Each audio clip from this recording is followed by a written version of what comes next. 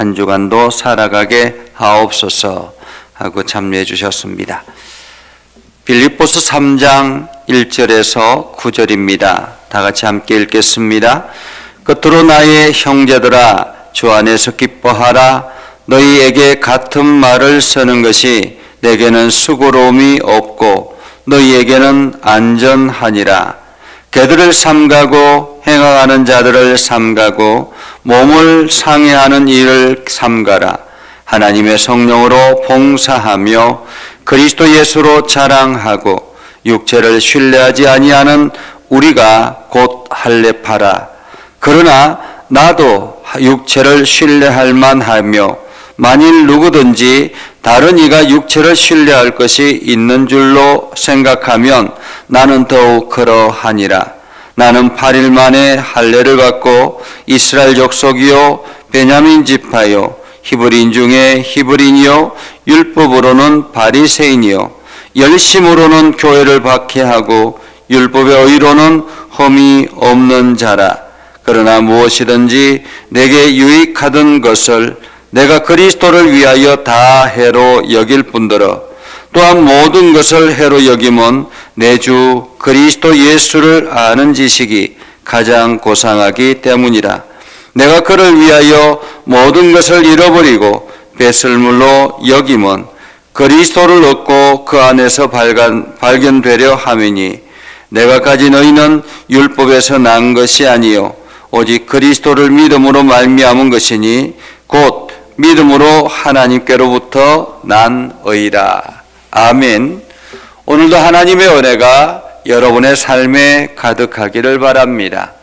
여러분들이 하는 모든 일들이 참으로 은혜와 복으로 가득하기를 주님의 이름으로 축복합니다. 얼마 전에 이런 뉴스를 본 적이 있습니다. 어떤 사람이 이사를 갔는데 이사를 가고 난 다음에 그 집을 보니 쓰레기가 몇 톤이 되었다고 합니다. 몇 톤이 되어서 그 쓰레기를 버리려고 하는데 그 이사 간 사람이 그 쓰레기도 자기의 재산이다 라고 해서 함부로 버리지를 못하고 이것을 보관해 놓았다가 나중에 경매에 붙여서 낙찰을 받아서 쓰레기를 처리해야 된다라는 그러한 이야기를 뉴스를 본 적이 있습니다. 우리가 살아가면서 버려야 될 것과 우리가 가져야 될 것들이 있습니다. 앤시니 멜로라는 사람이 이런 책을 썼습니다.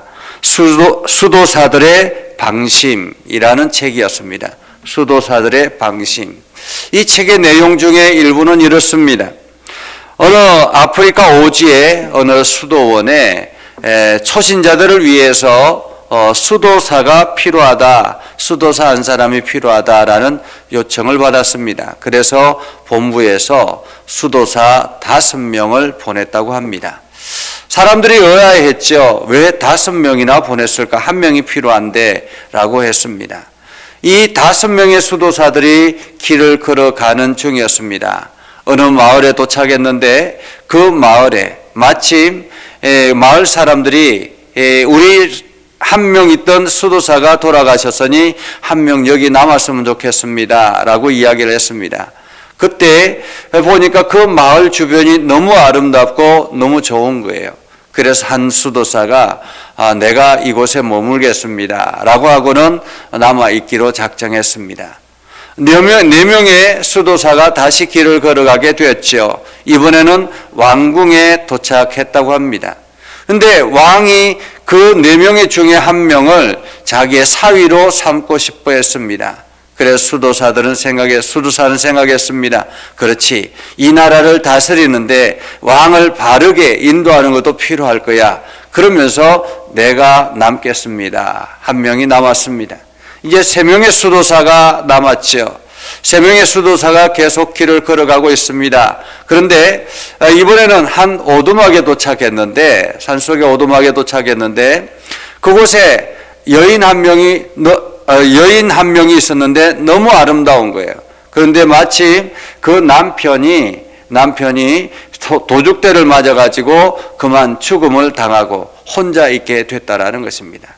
그래서 수도사 중에 한 명이 또 이야기합니다. 이 여인을 위로하고 격려하는 것이 필요하지 하고는 또 한 명이 남게 됐다고 합니다. 이제 두 명의 수도사가 길을 걸어가게 됐습니다. 두 명이 길을 걸어가게 되었는데, 이게 마을에, 이교도 마을에 도착했는데, 그 마을에, 그 이교도들이 핍박이 심해가지고, 많은 사람들이 배교를 하기 시작했다고 합니다. 그래서 두 명의 수도사 중에 한 명이 또 이들을 위해서 내가 남아야 되겠다 하고 결정하고는 또 한 명이 남았다라는 거예요. 결국에는 마지막에 아프리카 오지로 간 사람은 한 명이었다고 합니다. 우리 인생길을 걸어가다 보면 여러 가지 많은 타당한 이유들이 있어서 저마다 자기만의 이유가 있어서 자기의 주장을 내세워서 걸어가는 그러한 많은 사람들이 있다라는 것입니다. 신앙의 길을 걸어가는 데 있어서 하나님의 말씀이 기준이 아니라 그 환경과 자기만의 이유를 들어서 적당하게 타협을 하고 그렇게 그 길을 포기하는 그러한 사람들이 많더라라는 것입니다. 오늘 성경에 보면 사도 바울은 빌립보 교회를 향해서 이렇게 이야기합니다. 주 안에서 기뻐하라. 너희에게 같은 말을 쓰는 것이 내게 수고로움이 없다라고 이야기합니다. 같은 말을 쓰는 것이 수고로움이 없다라는 말은 무슨 뜻일까요? 계속 반복해서 잔소리를 해도 내가 수고롭지 않다라는 거예요. 부모가 자녀들을 위해서 늘 잔소리를 합니다. 잔소리를 하는 이유는 무엇입니까? 우리 자녀가 바른 길로 걸어가고 좋은 인생을 살아가기를 소망하기 때문에 자꾸만 잘못된 길로 걸어가는 것을 막기 위해서 계속 이어서 반복하는 것 아니겠습니까? 우리가 매일같이 매주마다 설교를 듣습니다. 어쩌면 설교의 내용을 보면 다른 이야기 같지만 실상은 한 가지죠.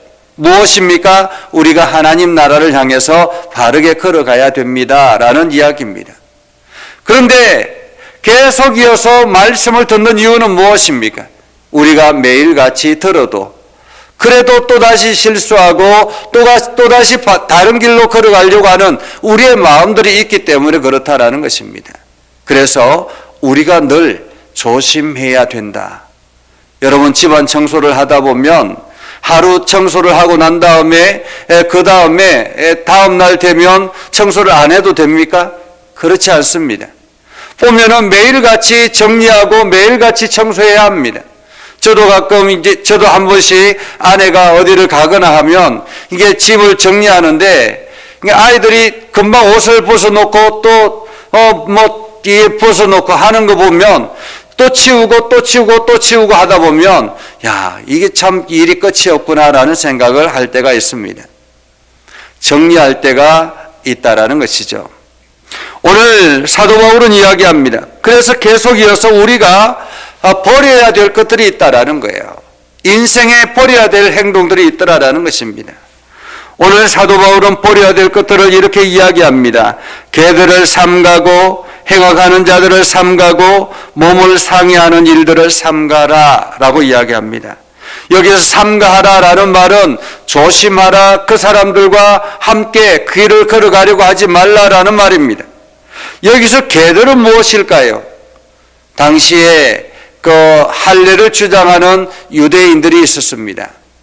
그들이 이방인들을 향해서 개들이라고 약간 그냥 하대하듯이 그렇게 개들이라고 칭했습니다.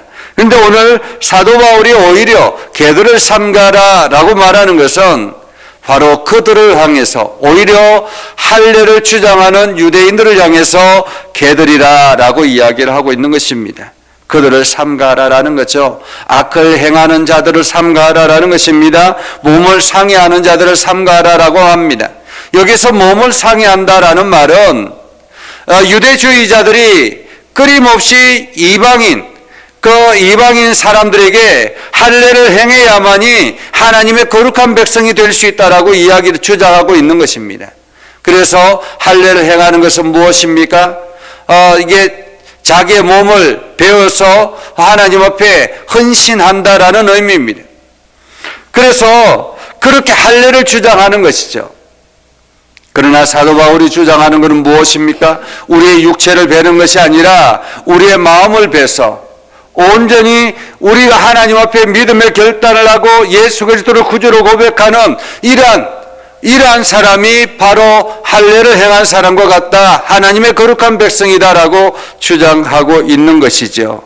그래서 그 사람들, 육체를 배워서 육체를 상하게 해서 하나님 앞에 설 수 있다라고 주장하는 그 거짓 교사들, 그들을 조심하라라는 말입니다. 그러면서 사도 바울이 이야기하죠. 4절에서 6절에 보면 나도 과거에는 그러했던 사람이다 라는 것입니다. 나도 과거에는 보니까 이렇게 이야기합니다. 나도 육체를 신뢰할 만하여 만일 누구든지 다른 이가 육체를 신뢰할 것이 있는 줄로 생각하면 나는 더욱 그러하다 라고 말하죠. 왜냐하면 나는 난지 8일 만에 할례를 받은 사람이고, 그리고 이스라엘 족속이고 베냐민 지파고 히브리인 중에 히브리인이요 율법으로는 바리새인이요 열심으로는 교회를 핍박하는 그런 사람으로 율법의 의로는 흠이 없는 사람이었다. 철저한 유대주의자였다라는 것입니다. 그런데 이 모든 것을 그리스도를 얻고 나니까 다 해로 여겼다라는 것입니다. 이것이 그리스도인에게서는 오히려 해가 되더라라는 것입니다. 육체적인 자랑, 육체적인 어떤 것들이 다 내가 그리스도인으로 살아가는 데는 해가 되더라라는 것입니다. 겉으로 화려하고 겉으로 외적으로 화려하고 아름답고 권위적인 것이 결코 좋은 것이 아니더라라는 것입니다. 그러면서 이 모든 것을 자기는 배설물과 같이 여겼다라고 말합니다. 배설물과 같이 여겼다. 무엇을 얻었기 때문에? 그리스도를 얻었기 때문에요. 그리스도를 얻었기 때문에. 그래서 8절에 이렇게 말하죠. 내 주 그리스도 예수를 아는 지식이 가장 고상하기 때문에, 예수 그리스도를 아는 지식이 가장 고상하기 때문에. 그래서 사도 바울은 3절에 보면 하나님의 성령으로 봉사하고 그리스도 예수로 자랑하라라고 말합니다. 그리스도 예수로 자랑하라. 우리가 자랑해야 될 것이 무엇인가? 내가 얻어야 될 것이 무엇인가? 내가 취해야 될 것이 무엇인가? 라는 거죠. 사도 바울은 이렇게 이야기합니다. 우리의 인생이 그리스도 안에서 발견되는 것이 중요하다라고 말합니다. 그리스도 안에서. 9절에 이렇게 말하죠.